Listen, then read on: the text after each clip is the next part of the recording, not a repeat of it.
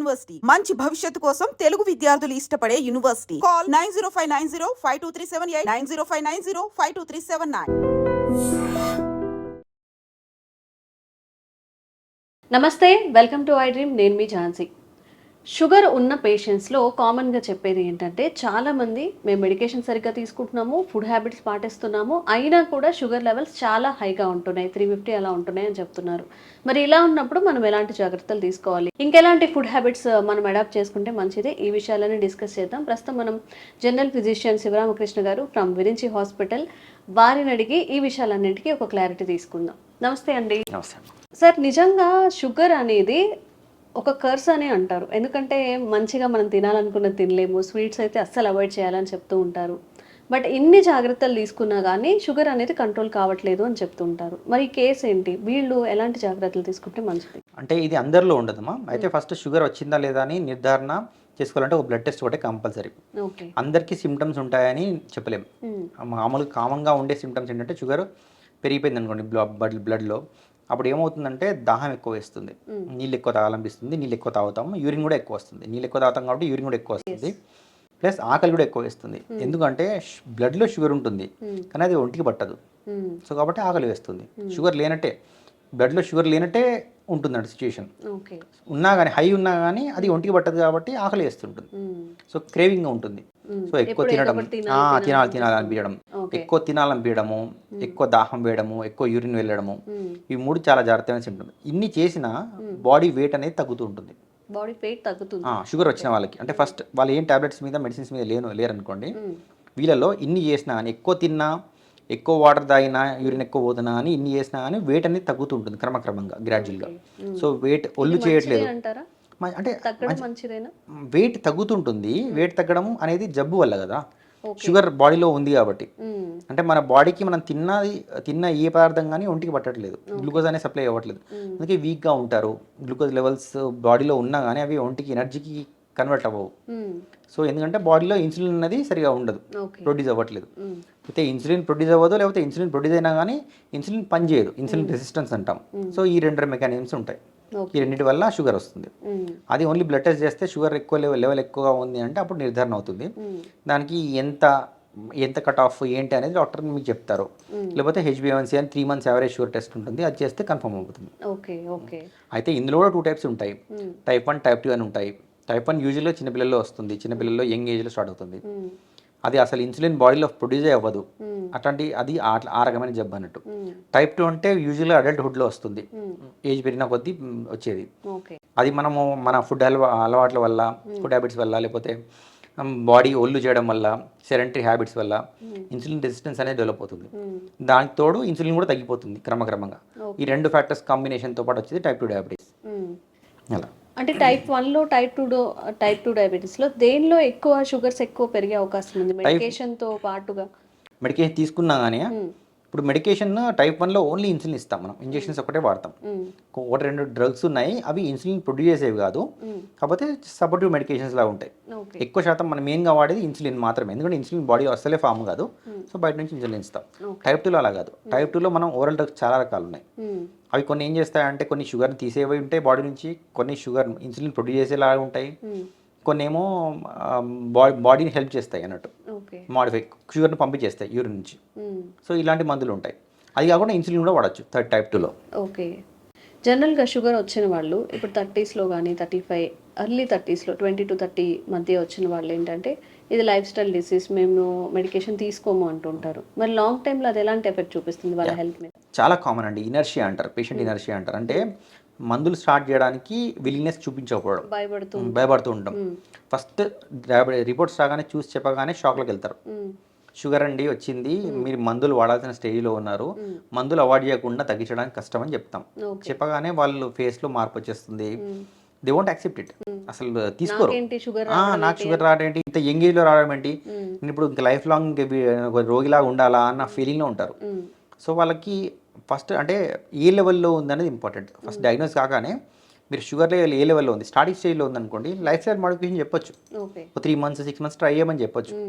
ఆ 3 months 6 monthsలో life style modification స్ట్రిక్ట్గా follow అయ్యారనుకోండి, then sugar తగ్గిందనుకోండి, అది కంటిన్యూ చేసుకోవచ్చు. మీరు లైఫ్ స్టైల్ మోడిఫికేషన్ చేసినా కానీ 3 monthsలో షుగర్ కంట్రోల్ అవ్వకపోతే ఆ ఎర్లీ స్టేజ్లోనే మందులు స్టార్ట్ చేయాలి.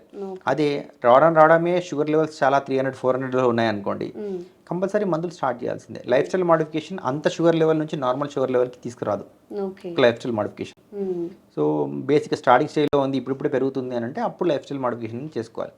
అయితే మనము ఇనర్షియా అంటే ఇప్పుడు పేషెంట్ ఎవరైతే నేను మందులు వాడను, మందులు తీసుకుంటే నాకు ఏదో జబ్బు ఉంది అని ముద్ర పడిపోతుంది, నేను తీసుకోను, నేను హెల్తీ డైట్ తీసుకుంటాను, ఎక్సర్సైజ్ చేస్తాను, ఇవి చేస్తాను అని షుగర్ని ఎక్కువ పెట్టుకున్నాడు అనుకోండి, షుగర్ ఒక్కసారి వెంటనే ఎఫెక్ట్ చేయదు, గ్రాడ్యువల్గా క్రమక్రమంగా పెరుగుతుంది అనుకోండి, క్రమక్రమంగా మన బాడీ అవయవాలన్నింటినీ ఎఫెక్ట్ చేస్తుంది. చూపు తగ్గచ్చు, రెటినోపతి అంటాము, నరాలు పాడవచ్చు, న్యూరోపతి అంటాము, తర్వాత కిడ్నీలు దెబ్బతినచ్చు, నెఫ్రోపతి అంటాము. అది కాకుండా హార్ట్ అటాక్స్ వచ్చే రిస్క్ ఎక్కువ పెరుగుతుంది, బ్రెయిన్ స్ట్రోక్ వచ్చే రిస్క్ ఎక్కువ పెరుగుతుంది. సో ఇవన్నీ ఇన్ఫెక్షన్స్ వచ్చే రిస్క్ ఉంటుంది, చిన్న దెబ్బ తగిలినా ఇన్ఫెక్షన్స్ వచ్చే రిస్క్ ఉంటుంది. సో అంటే షుగర్ పేషెంట్స్ ఉంది అన్నప్పుడు పెద్దవాళ్ళు కాదు, చిన్నవాళ్ళు కాదు, లాంగ్ టైం కాదు, తక్కువ టైం కాదు, అసలు మనం ఎలాంటి జాగ్రత్తలు తీసుకోవాలి? ఫుడ్ కానీ, ఎక్సర్సైజ్ కానీ, మన స్లీప్ సైకిల్ కానీ ఎలా ఉంటే మంచిది? ఎవ్రీథింగ్ ప్లేస్ ఏ ఇంపార్టెంట్ రోల్ ఇండివిజువల్లీ. అంటే ఫస్ట్ స్టెప్ బై స్టెప్ వద్దాం. ఫస్ట్ ఫుడ్ అంటే ఏంటంటే మనకు పిండి పదార్థాలు, కార్బోహైడ్రేట్ అంటాం, దాన్ని తక్కువ తీసుకోవాలి. ఎందుకంటే మనకు ఇన్స్టెంట్ గ్లూకోజ్ ఎనర్జీ ఇచ్చేది పిండి పదార్థాలు మాత్రమే. లైక్ రైస్, చపాతీ కానీ, chapati is better then rice తినడంలో. సో ఎందుకంటే కొంచెం కాంప్లెక్స్ ఉంటుంది కార్బోహైడ్రేట్. రైస్ అంటే ఇన్స్టెంట్. మళ్ళీ ప్లస్ సన్న బియ్యం అనుకోండి, లైక్ బాస్మతి రైస్ అనుకోండి, that is better than normal rice. దొడ్డు బియ్యం కంటే దొడ్డు బియ్యం తొందరగా కరిగిపోతుంది, తొందరగా గ్లూకోజ్ స్పైక్స్ ఇస్తుంటాయి. సో కాబట్టి దానివల్ల కూడా ఇంకోటి హై గ్లైసిమిక్ ఇండెక్స్ ఫుడ్స్ అంటారు. లైక్ ఇప్పుడు కొన్ని ఫ్రూట్స్ ఉంటాయి, వాటర్మిలన్, బనానా, మ్యాంగో, గ్రేప్స్, సపోటా, సీతాఫలం, ఇలాంటివి తీయగా ఉంటాయి, తినగానే గ్లూకోజ్ లెవెల్స్ పెరిగిపోతాయి తొందరగా. సో ఇలాంటి ఫ్రూట్స్ తక్కువ మోతాదులో తినాలి, లేకపోతే అసలు అవాయిడ్ చేయాలి. చాలా తక్కువ తీసుకుంటే మంచిది, తీసుకున్నప్పుడు తక్కువ క్వాంటిటీ. ప్లస్ ఇంకోటి ఏంటంటే మనం తప్పు చేసే ఏంటంటే ఫుడ్ తిన్న తర్వాత వెంటనే ఫ్రూట్ తినాలంటారు. అది ఎప్పటి నుంచో మన పెద్దలు చెప్పిన పద్ధతి. స్వీట్ కానీ ఫుడ్ తిన్నాక ఫ్రూట్ తినాలంటారు. అలా కాకుండా ఫుడ్ తిన్న తర్వాత ఆకలి తగ్గిపోతుంది. ఆకలి లేనప్పుడు ఎందుకు ఫోర్స్ చేస్తారు? చేయకూడదు. సో మీల్కి మధ్యలో ఆకలి వేస్తే అప్పుడు ఒక ఫ్రూట్ తినాలి. అది కూడా ఇప్పుడు చెప్పిన లిస్ట్ కాకుండా చాలా ఫ్రూట్స్ ఉన్నాయి. కివి ఉంది, కర్బూజా పండు ఉంది, తర్వాత డ్రాగన్ ఫ్రూట్ ఉంటుంది, యాపిల్ ఉంటుంది, జామకాయ ఉంటుంది, ఇవన్నీ చాలా ఉన్నాయి ఫ్రూట్స్. అవన్నీ తినొచ్చు. ఏదైనా తక్కువ షుగర్స్ అంటే తీపి తక్కువగా ఉన్న ఫ్రూట్స్ తినొచ్చు. అది కూడా ఒక ఫ్రూట్ తినాలి అంతే. Quantity is more important. Quantity ఎక్కువ తీసుకుంటే షుగర్ లెవెల్ కూడా ఎక్కువ పెరుగుతుంది. సో కాబట్టి ఆకలి తీరేంత వరకే, అది తీరిన తర్వాత ఆపేయాలి. ఇది ఫుడ్ విషయంలో.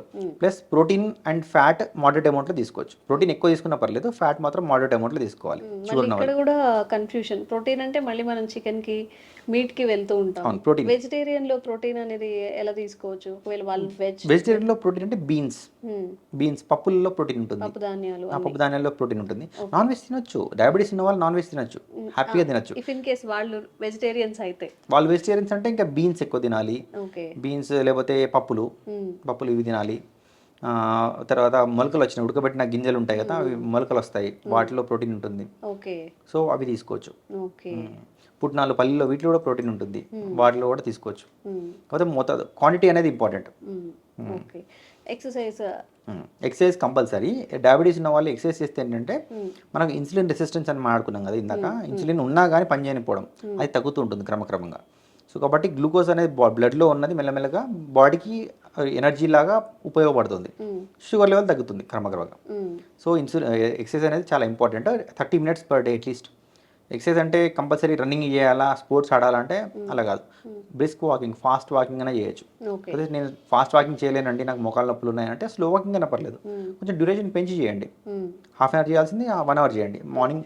లేదంటే అంత కంటిన్యూస్గా 1 hour నేను చేయలేను అంటే morning half an hour, evening half an hour, okay, split చేసుకోండి. కానీ ఫిజికల్ యాక్టివిటీ ఉండాలి. ఇవి రెండు కాకుండా స్లీప్ అనేది కూడా చాలా ఇంపార్టెంట్. సో ఇప్పుడు ఏంటంటే మనకు స్లీప్ లేకపోవడం, మొబైల్స్ వచ్చిన తర్వాత స్లీప్ లేకపోవడం అనేది చాలా కామన్ అయిపోయింది. ఇప్పుడు మనకు నిద్ర వస్తుంది అన్నా కానీ మొబైల్ పెట్టుకుని నిద్ర ఎగిరిపోతుంది. సో కాబట్టి టీవీ కానీ మొబైల్ కానీ, ఎస్పెషల్లీ మొబైల్, మల్టిపుల్ యాప్స్ ఉన్నాయి, తిప్పుతుంటే స్క్రోల్ చేస్తుంటే కొత్తవి వస్తూనే ఉంటాయి. కాబట్టి నిద్ర అనేది వచ్చే నిద్ర కూడా పోతుంది. సో నిద్ర టైం అయింది అంటే మొబైల్ పెట్టుకోవద్దు ఒకటి. ప్లస్ నిద్ర 8 hours స్లీప్ ఉంటే బెటర్. నైట్ టైంలో 8 hours కంటిన్యూస్ స్లీప్ ఉంటే బెటర్. 7 to 8 hours ఉండాలి. సరే నా మధ్యాహ్నం నిద్ర అందరికీ వీలు కాదు, యాక్చువల్లీ చెప్పాలంటే మధ్యాహ్నం నిద్ర పోకపోతే బెటర్. మధ్యాహ్నం నిద్ర పోయామనుకోండి, పోతే రాత్రి నిద్ర లేట్ అవుతుంది, మళ్ళీ మార్నింగ్ లేవడానికి లేట్ అవుతుంది, ఇవన్నీ సైకిల్. సో కాబట్టి మధ్యాహ్నం నిద్ర పోవడం బెటర్. నైట్లోనే 8 hours కంటిన్యూస్ స్లీప్ చూసుకోవాలి. స్లీప్ తక్కువ అయింది అనుకోండి, బాడీలో అన్నెసరీ యాక్టివిటీ మెకానిజమ్స్ అలర్ట్ అవుతాయి. లైక్ సింపథెటిక్ సిస్టమ్ అంటారు నర్వ్ సిస్టంలో, అది యాక్టివేట్ అవుతుంది. అప్పుడు హార్మోన్స్ కొన్ని అడ్రినలిన్, నోరడ్రినలిన్ అనేది అట్లాంటి హార్మోన్స్ ఉంటాయి, డోపమైన్, అడ్రినలిన్ అట్లాంటివి ఎక్కువ అయిపోతాయి. అవి ఎక్కువ అయితే హార్ట్ రేట్ పెరిగిపోతుంది, షుగర్ లెవెల్స్ పెరిగిపోతాయి. సో టెన్షన్, స్వెట్టింగ్ ఇవన్నీ రావచ్చు. హార్ట్ అటాక్ రిస్క్ పెరుగుతుంది, షుగర్ లెవెల్స్ పెరిగిపోతుంటాయి, బీపీ పెరిగిపోతుంటుంది. సో ఎవ్రీథింగ్ ఈజ్ అగైన్ మళ్ళీ vicious cycle. Okay. So food, exercise, sleep cycles మంచిగా మెయింటైన్ చేసుకుంటూ ఫుడ్ కూడా కాస్త బయటవి తగ్గించేసి మీరు చెప్పినట్టు ప్రోటీన్ ఫుడ్ తీసుకుంటే మంచిది. థ్యాంక్ యూ అండి. Thank you.